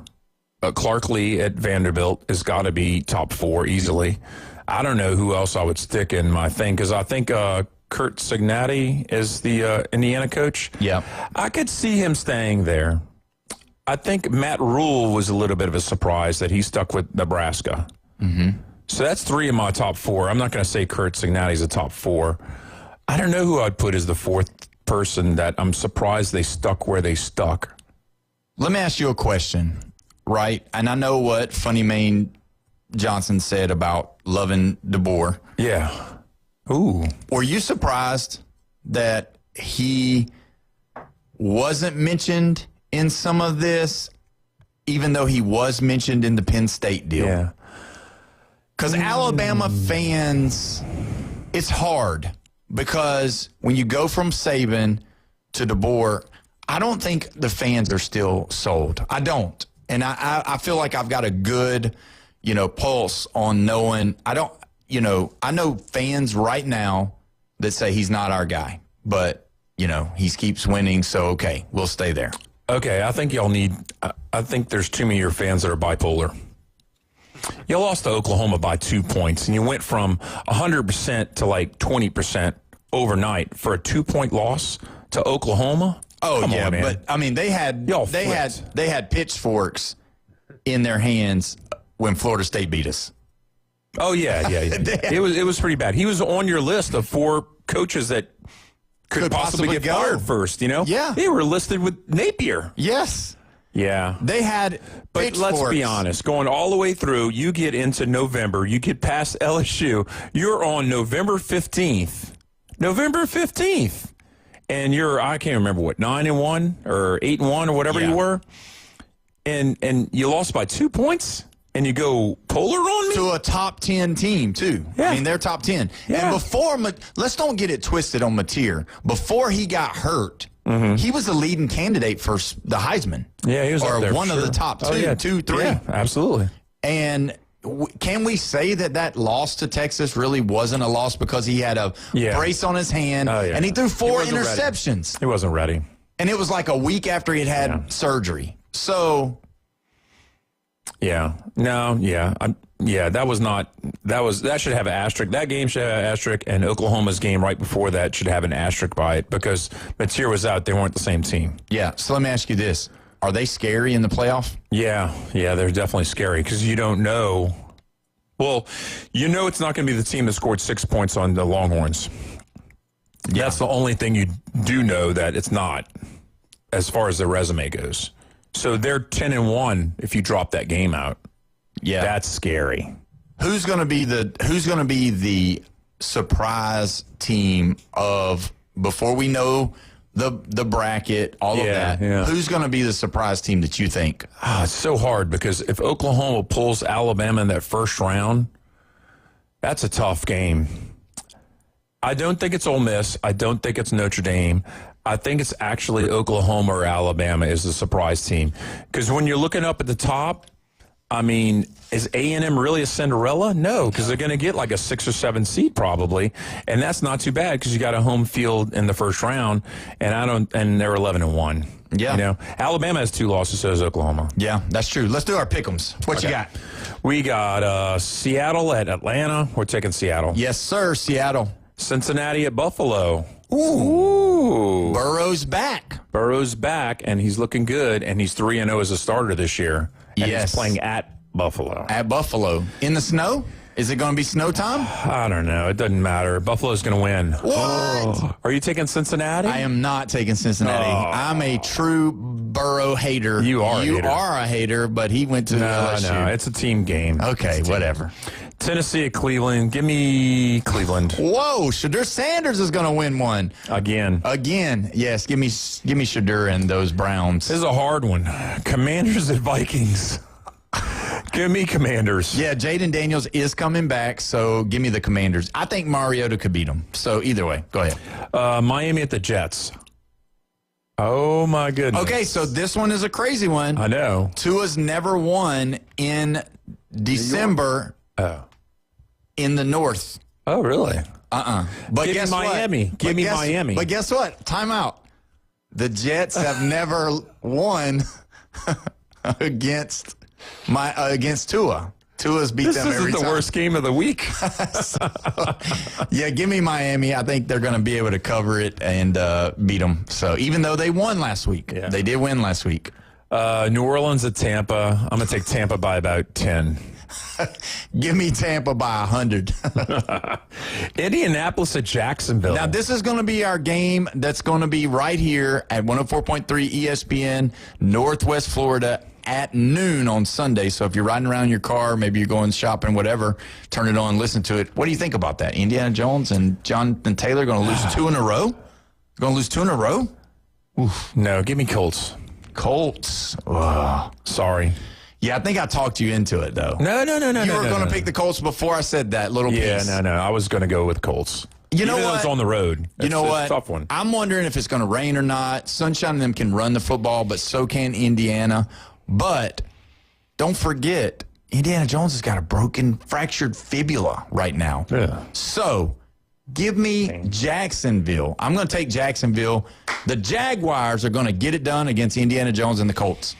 Pittsburgh at Baltimore. Give me Baltimore. Give me Pittsburgh. Ooh.